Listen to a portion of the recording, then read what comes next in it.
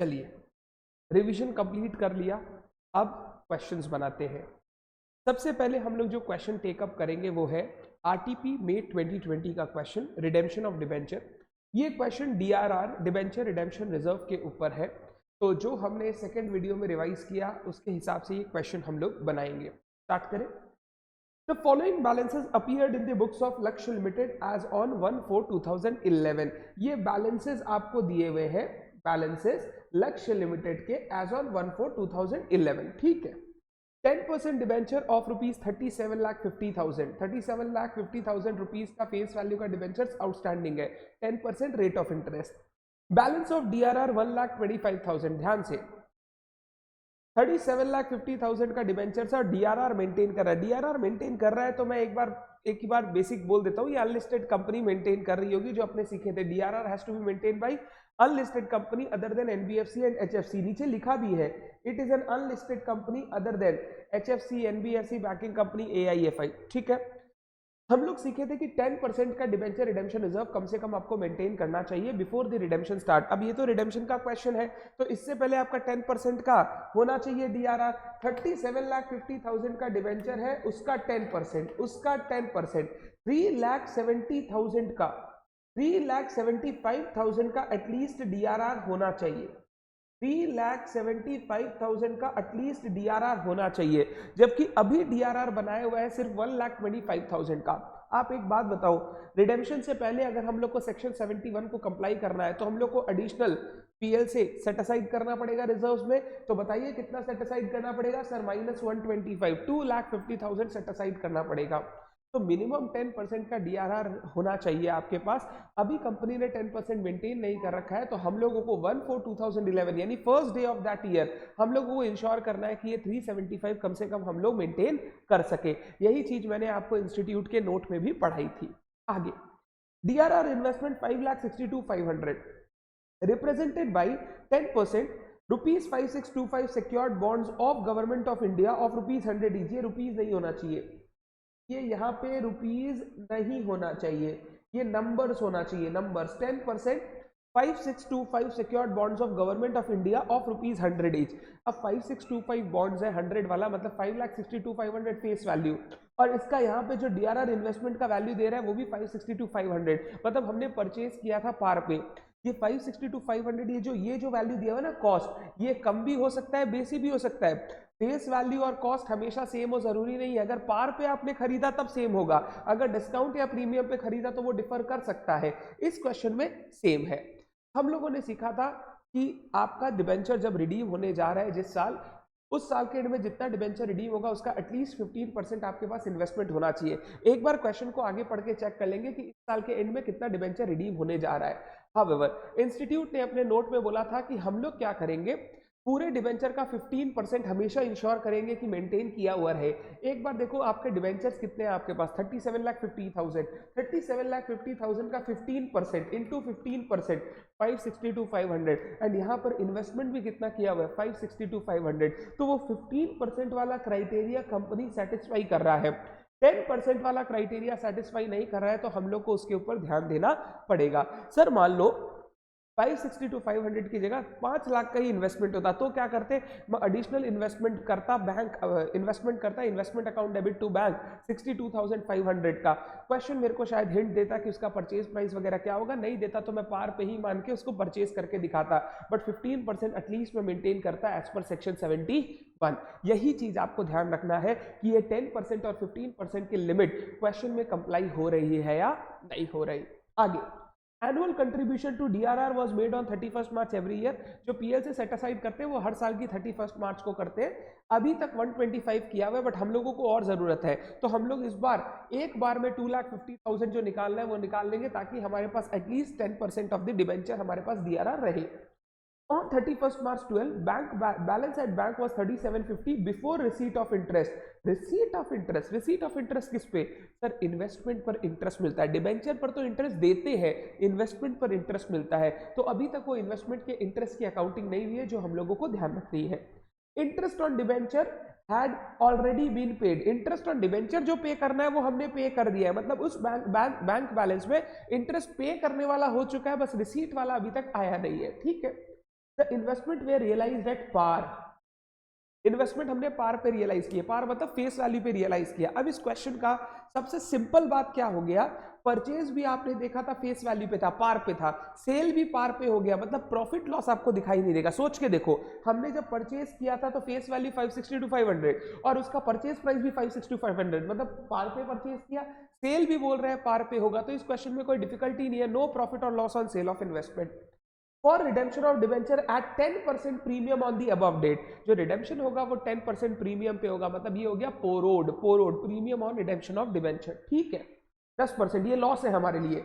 लक्ष्य Limited is an unlisted company, you are required to prepare DRR account, DRR investment account, bank account in the books of Lakshya Limited for the year ended 31 March 2012। 3 account बनाने बोला है, मैं आपको बोलूंगा 3 की जगह हम लोग एक डिबेंचर अकाउंट भी बनाना सीख लेते हैं और डिबेंचर होल्डर भी बनाना सीख लेते हैं, जो रिडेम्पशन के टाइम आएगा ना डिबेंचर होल्डर का काम, वो दोनों भी बना लेते हैं ताकि हमारा पूरा का पूरा जो ज्ञान है वो क्लियर हो जाए। आप चाहो तो वो इंटरेस्ट ऑन इन्वेस्टमेंट अकाउंट भी बना लो ताकि आपका ओवरऑल ज्ञान जो है वो क्लियर हो जाए। चलिए बनाते हैं हम लोग आंसर। सबसे पहले मैं अकाउंट बना लेता हूं 10% डिबेंचर्स अकाउंट। इसका कुछ करना नहीं है, सिंपली रिडीम होगा, इस साल रिडीम होगा, खाली ओपनिंग बैलेंस आएगा और रिडेम्पशन होगा। इसके बाद दूसरा मैं अकाउंट बना लेता हूं DRR, debenture redemption reserve account,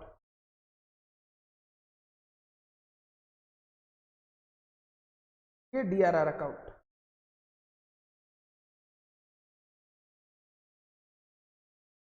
ठीक है। फिर मैं बनाता हूं डीआरआर इन्वेस्टमेंट अकाउंट। ये इन्वेस्टमेंट किस में है बताइए, government securities 10%, 10% secured bonds of government of India, ये आप लिख लेंगे टू रिप्रेजेंट कि किस टाइप की सिक्योरिटी में इन्वेस्ट किया हुआ है पैसा। इसके बाद हम लोग नेक्स्ट बना लेते हैं बैंक अकाउंट। सारा पैसा जो आएगा जाएगा वो इसी अकाउंट से आएगा जाएगा।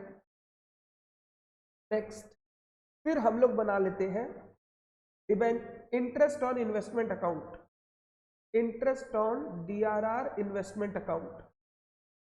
ये इनकम है हमारी जो हमें रिसीव होगी इन्वेस्टमेंट के ऊपर 10% के हिसाब से। हमेशा याद रखना इंटरेस्ट कभी भी कैलकुलेट करो इन पर फेस वैल्यू पे कैलकुलेट करना। इस क्वेश्चन में face value purchase price same है तो उतना ज़्यादा दिक्कत नहीं होगा, बट ध्यान रखना अगर फेस वैल्यू और परचेज प्राइस डिफरेंट है तो आपका कैलकुलेशन जो ड्राइव होगा वो फेस वैल्यू पे होगा इंटरेस्ट का। ये हमने अकाउंट बना लिए जो हम लोगों को लगेंगे for the purpose of redemption, ठीक है। मैंने आपको जर्नल एंट्री रिवीजन के समय करवाया था, तो अभी अकाउंट का भी एक बार रिवीजन कर लो मेरे साथ साथ। बहुत सिंपल है, बहुत इजी है, बस मेरे साथ साथ चलो अच्छे से रिवीजन करो। लेजर अकाउंट में सबसे पहला काम हम लोग ओपनिंग बैलेंसेस बैठाएंगे। सबसे पहला काम ओपनिंग बैलेंसेस, 3 चीज का नहीं 4 चीज का बैलेंस दिया हुआ था। डिबेंचर का दिया हुआ था, डीआरआर का दिया हुआ था, इन्वेस्टमेंट का दिया हुआ था और बैंक का भी दिया हुआ था। 4 चीज का।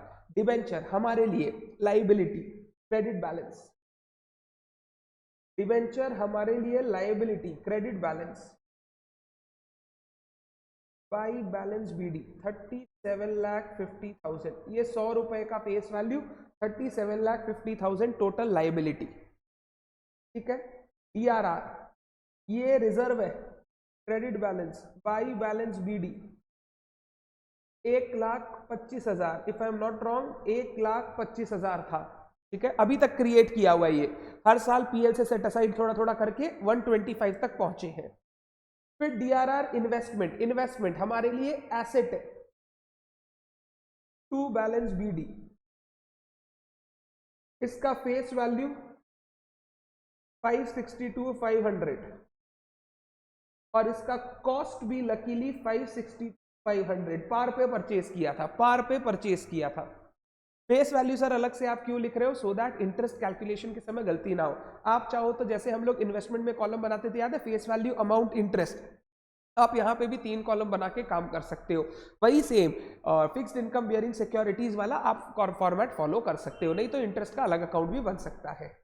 नेक्स्ट बैंक, यहां पे मैं डेट देखो क्या दे रहा हूं और सोच के देखना ये डेट क्यों दिया सर आपने। अब बैंक में तो बिजनेस का रेगुलर ट्रांजैक्शन हो रहा है, जो बैंक बैलेंस आपको दिया है वो साल के शुरू का नहीं दिया, साल के एंड का दिया है, सारा ट्रांजैक्शन के बाद सिर्फ इंटरेस्ट और डिबेंचर का रिडेम्पशन बाकी है, तो साल के एंड का बैलेंस है। ये सब साल के बिगिनिंग का बैलेंस है, बट बैंक का बैलेंस साल के एंड का है। कितने रुपए का बैलेंस है? 3750। 3750।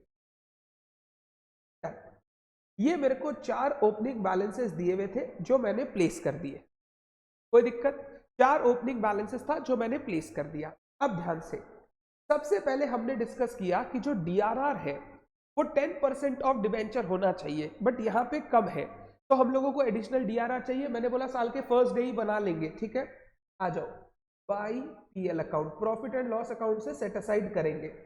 वर्किंग नोट आपको दिखा दूं,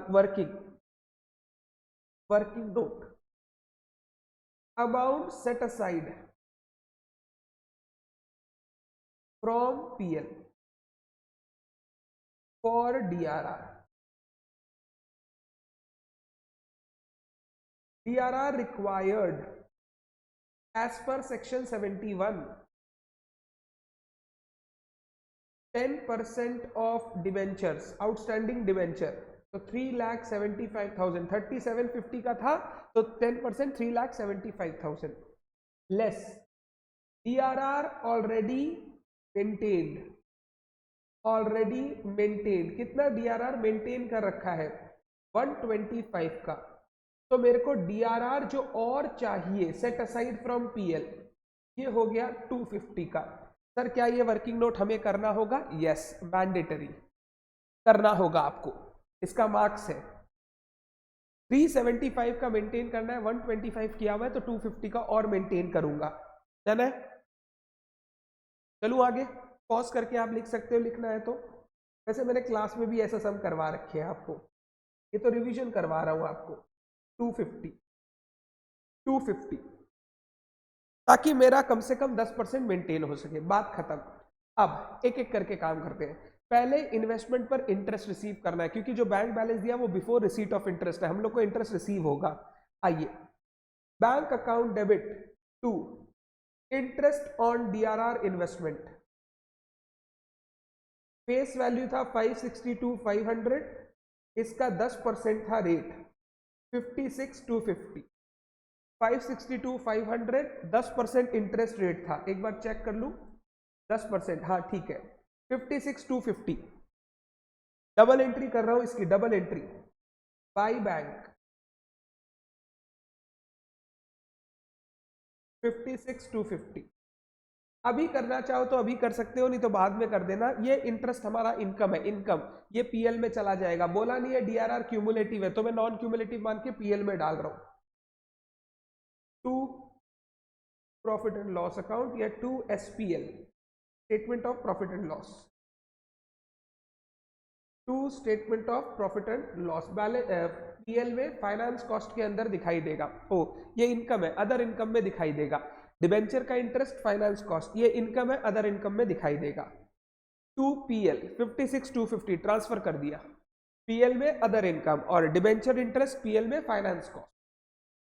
डन।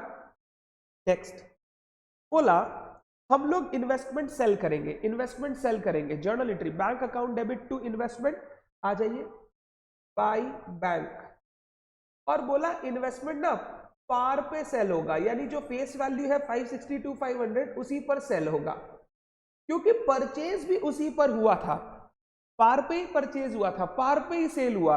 तो यहां नो प्रॉफिट नो लॉस, मैं लिख रहा हूं नो प्रॉफिट नो लॉस, नहीं तो यहां पे आपको प्रॉफिट लॉस दिखाई दे सकता है। नो प्रॉफिट नो लॉस,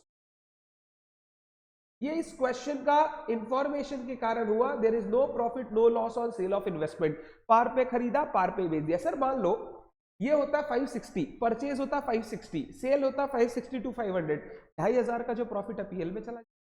मान लो भैया उल्टा होता, परचेज 562,500, सेल होता 560, लॉस 2,500 पीएल में चला जाता, loss by PL profit to PL, आपका काम हो जाता कंप्लीट। तो वो भी जो डिफरेंस आता हम पीएल में डाल देते।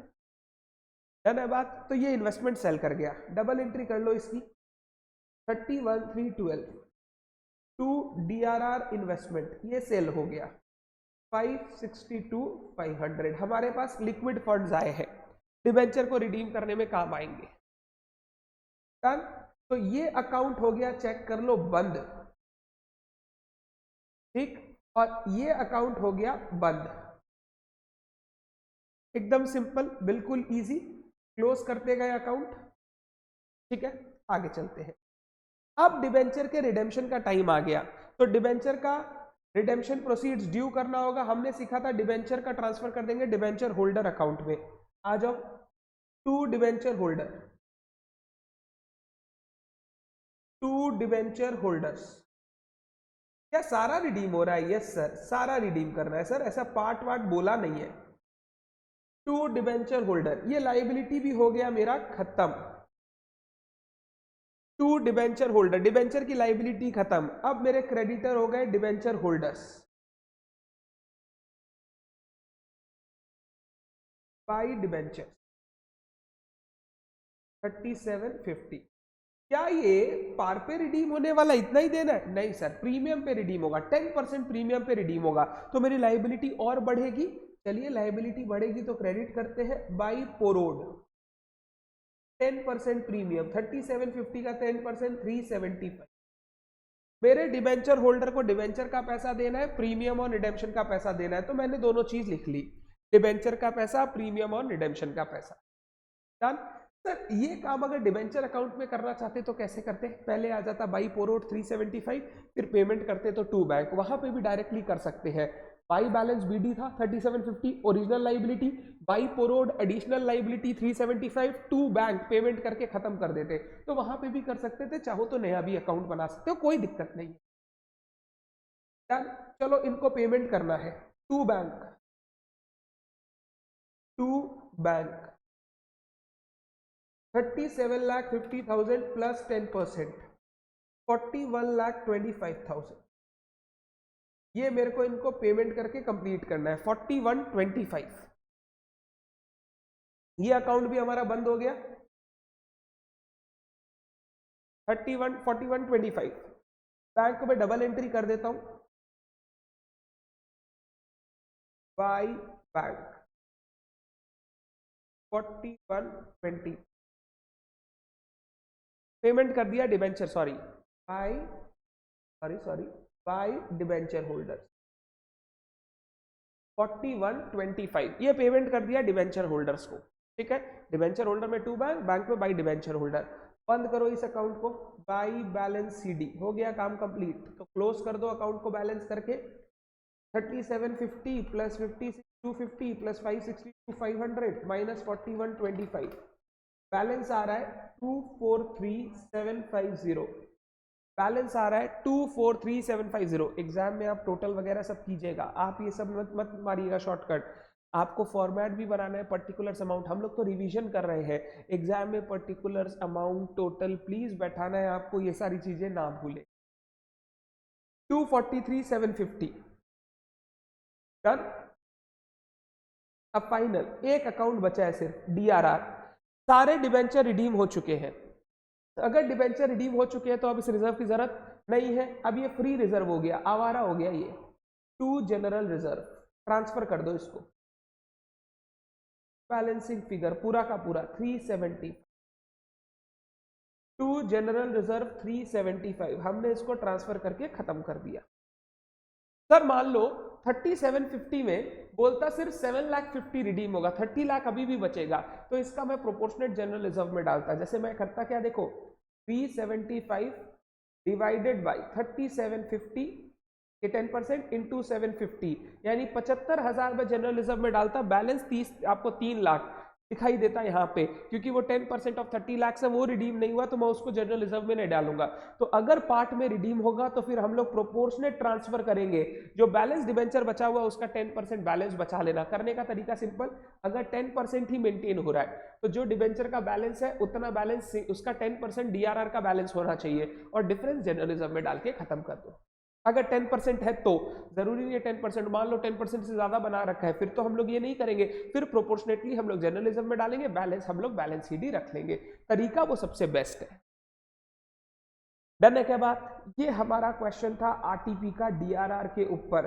मेन चीज सीखने का यही था कि डीआरआर कम से कम 10% आपको मेंटेन करना चाहिए, डीआरएफ 15% आपको मेंटेन करना चाहिए। डन? पक्का? ठीक है, चलिए एक छोटू सा क्वेश्चन मैंने और लिया है जो इस टर्म की, सॉरी,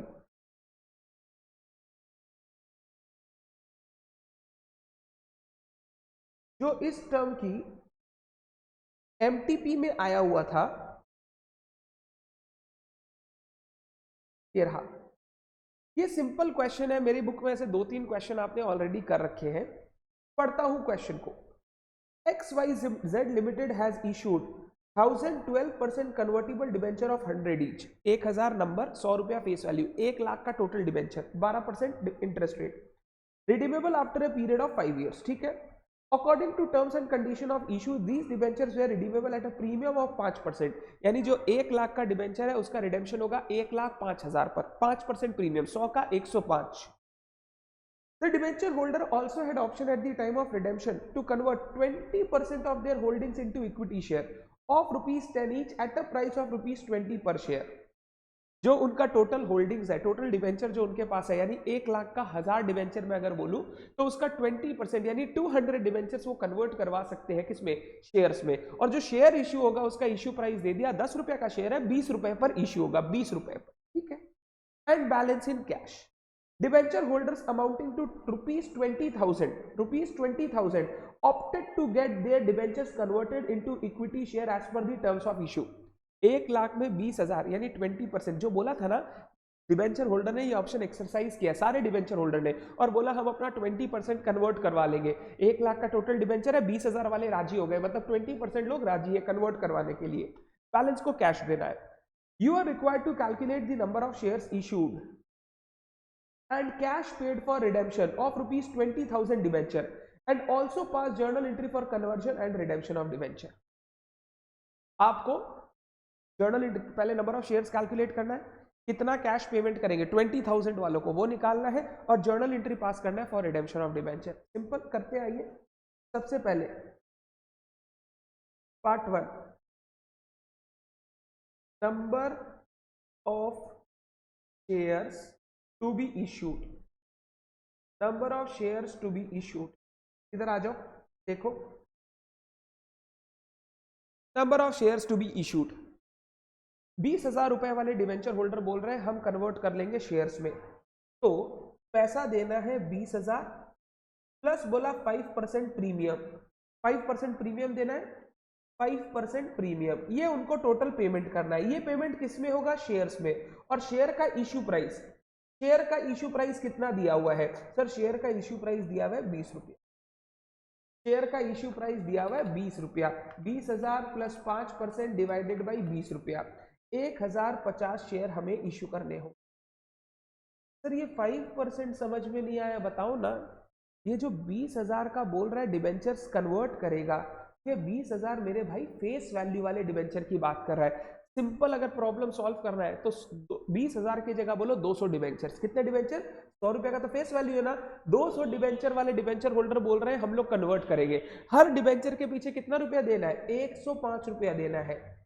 यही जो 5 रुपया ये क्या है? 5% प्रीमियम है। तो वो 20,000 फेस वैल्यू है, उसके ऊपर 5% प्रीमियम पेमेंट करना है आपको। तो टोटल पेमेंट आपको करना है 20,000 प्लस 5% यानी 21,000। नया शेयर इश्यू होगा 20 रुपया करके, तो 1,050 शेयर आपको इश्यू करना है। Number 2, cash to be paid, cash to be paid to debenture holders opting for conversion, opting for conversion. खाली वो 20,000 के लिए बात कर रहा हूं, सिंपल है यार, सुन मेरा बात, एक सेकेंड।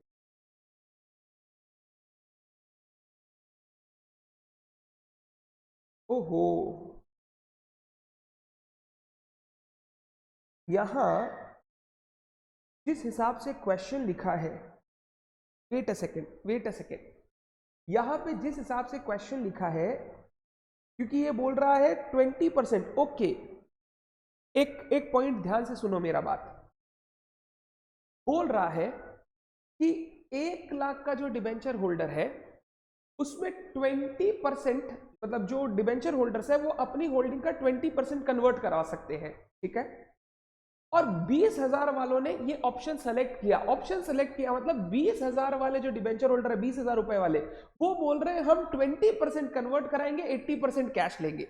यहाँ पे मेरा थोड़ा सा यहाँ पे वो हो गया, पढ़ाई में चूक हो गया, क्योंकि जैसा क्वेश्चन पूछा है ना, cash paid for redemption of 20,000 debenture holder ₹20,20,000, मतलब वो 20,000 वाले डिबेंचर होल्डर को 20% शेयर्स मिलेगा, 80% कैश मिलेगा। ये नहीं बोल रहा है कि 1 लाख का 20%, 1 लाख का 20% को क्या मिलेगा, डिबेंचर से शेयर्स मिलेगा। ये बोल रहा है कि 1 लाख वाले सबको हमने ऑप्शन दिया, 20% शेयर ले लो, 80% कैश ले लो। उसमें से 20,000 लोगों ने सिर्फ ऑप्शन एक्सरसाइज किया, बैलेंस जो 80 है वो पूरा कैश ले रहे हैं। 20,000 वाले 20% डिबेंचर, 80% कैश, कोई बड़ा बात नहीं है। ये देखो ना, इसको ऐसे ही चेंज कर लो, इंटू 20%, 21,000 देना है, उसका 20% इनको क्या दे देंगे, शेयर्स दे देंगे। तो 21,000 into 20% divided by 20, number of shares हो जाएगा, नंबर ऑफ शेयर्स हो जाएगा 210, नंबर ऑफ शेयर्स हो जाएगा 210। ध्यान से एक बार, क्वेश्चन बोल रहा है हमने डिबेंचर होल्डर को ऑप्शन दिया, आप चाहो तो 20% ऑफ योर होल्डिंग कन्वर्ट करवा लो, 80% कैश ले लेना।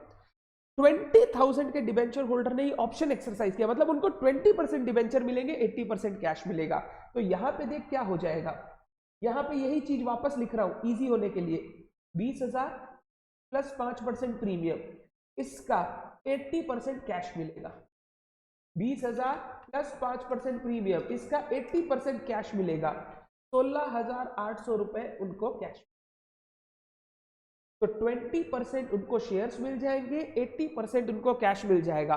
बैलेंस जो 80,000 वाले बचे हुए डिबेंचर है वो पूरा का पूरा अपना कैश लेंगे, तो उनका कैश अलग कैलकुलेट कर लेंगे। बट ये 20,000 वाले लोग 20% डिबेंचर, 80% कैश के लिए राजी हुए।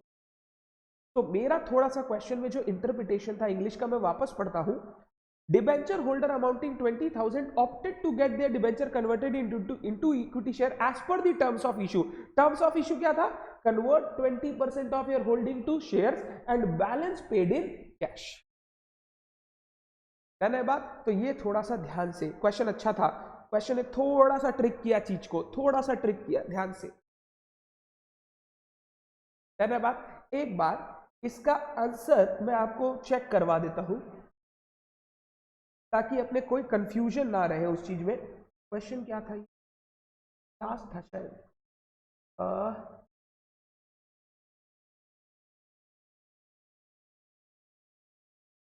ये रहा, 20,000 20%, 40 42 210 शेयर्स, ये हो गया 210 शेयर्स, और इधर 16,800 कैश आ गया, वो हो गया 210 शेयर्स और 16,800 कैश। मतलब 20,000 का जो डिबेंचर होल्डर्स है वो लोग बोला 20% शेयर्स दे दो, 80% के लिए कैश दे दो, बैलेंस 80,000 को पूरा का पूरा कैश चाहिए। धन्यवाद। थोड़ा सा यहाँ मिस्टेक रह गया था, पढ़ने में ध्यान रखना है क्वेश्चन को, यही क्वेश्चन का ट्रिक था, पढ़ने में ध्यान रखना है क्वेश्चन को। यार चलिए, हम लोग बोल रहे हैं जर्नल एंट्री पास करो, जर्नल एंट्री भी उतना का ही पास करते हैं, 20,000 का, वही किया हुआ 20,000 का। तो पहला एंट्री हमने सीखा था कन्वर्जन, रिडेम्पशन का proceeds due, debenture account debit 20,000, forward account debit 1,000, to debenture holder 21,000, ठीक है। अब इसको पेमेंट दो पार्ट में करना है, डिबेंचर होल्डर्स अकाउंट डेबिट, बहुत ध्यान से, बहुत ध्यान से, 21,000 टू कैश, कैश कितना निकला 16,800, 80%, टू इक्विटी शेयर कैपिटल, बोलो कितना, to equity share capital, sir बचा हुआ 4,200 शेयर्स में देना है, वेरी गुड, 4,200 शेयर्स में देना है मान लिया, बट पूरा कैपिटल में नहीं आएगा, 210 शेयर का फेस वैल्यू ये कैपिटल में आएगा, और जो प्रीमियम पे आपने इशू किया है वो सिक्योरिटीज प्रीमियम में जाएगा। ये कल सिखाया था आपको रिवीजन करते समय कि अगर प्रीमियम पर इश्यू हो ध्यान रखना, कैपिटल और प्रीमियम को अलग करना मत भूलना। तो मैंने कैपिटल और प्रीमियम को अलग कर दिया। 4200 शेयर्स के रूप में दे रहे हैं, 2100 कैपिटल 2100 प्रीमियम, 10 रुपया का फेस वैल्यू, 20 रुपए पे इश्यू है। वो रोड को राइट ऑफ कर देते हैं, ये अकाउंट डेबिट टू रोड को राइट ऑफ। ये जर्नल एंट्री हो गई आपकी पीएल टू पोरोड। सर अगर पूरा 1 लाख वाले के लिए एंट्री करते तो क्या होता, 1 लाख डिवेंचर, 5000 पोरोड, 1.5, ठीक है। अब 1.5 डिवेंचर होल्डर, शेयर्स तो 4200 ही रहता, तो 1,08,000 जो होता, 16,800 ये और 80,000 प्लस 5%, 84,000 वो, 1,08,000 रुपया टू कैश आ जाता, क्योंकि वो लोग पूरा का पूरा कैश लेगा तो उनका 84,000 कैश में यहां और जोड़ देता, 80,000 प्लस 5% प्रीमियम, फिर पीएल टू पोरोड हो जाता, जो पूरा 5,000 था वो पूरा का पूरा यहां चला। चेक कर लो आप। मेन जो ध्यान देना है वो कहां देना है, सिक्योरिटीज प्रीमियम पे, यही गलती होगा। मेन ध्यान देना है सिक्योरिटीज प्रीमियम पे। तो क्वेश्चन को पढ़ते समय थोड़ा ध्यान देना था। 20% ने कन्वर्जन का ऑप्शन एक्सरसाइज किया, मतलब वो अपना 20% कन्वर्ट कराएंगे, 80% उनको कैश चाहिए। एक बार आप ये चेक कर सकते हो so that it gets clear. ये हो गया 20, 1, 21 और 21 को पेमेंट किया। ये लोग पोरोड राइट ऑफ नहीं किया, हमने उसको राइट ऑफ किया, करेंगे हम लोग। डन। यहाँ पे डिबेंचर का रिवीजन फुल कंप्लीट होता है। Thank you so much, bye bye.